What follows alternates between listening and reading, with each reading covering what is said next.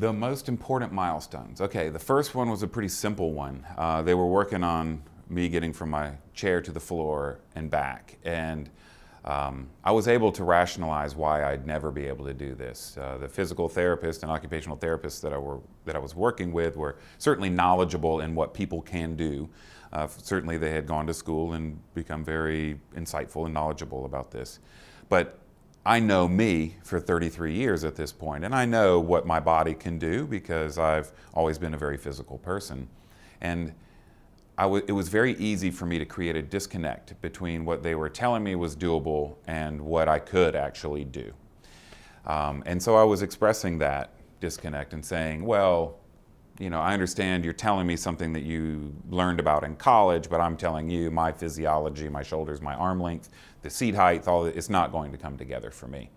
And then a woman named Minna Hong came into that therapy session, and has an injury about like mine at T12. And she was able to, without breaking cadence in her conversation, get out of her chair, onto the floor, and right back.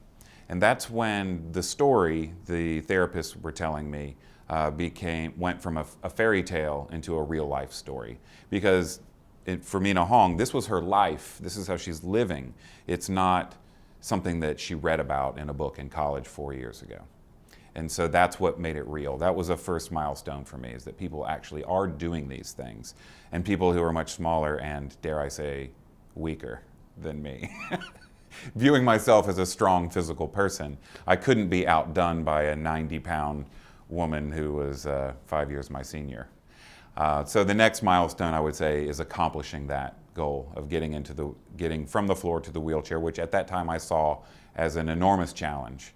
And when I had this first little taste of success, I was able to fuel my confidence for my next challenge. And as simple as these little things may have been in the beginning, they were the foundation for the confidence that it took to maintain my integrity of self and still be able to fold in this catastrophic disability into a life where I could vigorously pursue my happiness.